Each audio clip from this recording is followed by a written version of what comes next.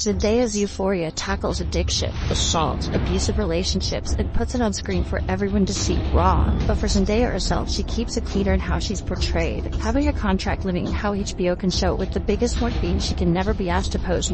which has been a big thing for Euphoria, where co-star Sydney Sweeney has been shown so often. During the premiere of Euphoria Season 2, Sydney Sweeney brought her grandparents to the release party, but got there was a scene and had to look at her grandparents' face as they saw her topless. But for Zendaya, that never happens, where the producers aren't even allowed to discuss it with her, and there's a few reasons why. The first is Zendaya's personal standards, saying she has insecurities on her body, and can't bear to imagine people seeing her exposed that way, which is common with actresses such as Jessica Alba, Anna Kendrick, and Mila Kunis, all passing on for personal modesty, but that issue has gotten smaller over time.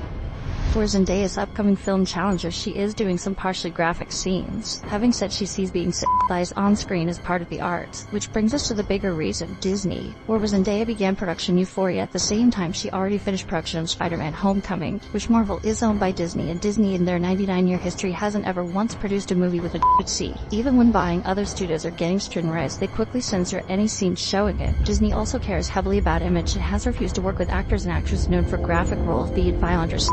with Zendaya working with both Disney and HBO is working with two very different brands, where HBO, from Sopranos to Game of Thrones to Euphoria, prides itself in taking risks with content being adult, where Disney wants to make content for everyone and wants actors and actresses to hold a certain image. This means Zendaya has to avoid trying to do her job in Euphoria for HBO, but also please Disney at the standards they ask for, and that's still not the biggest reason Zendaya keeps her clothes on, with the biggest being she's a child star.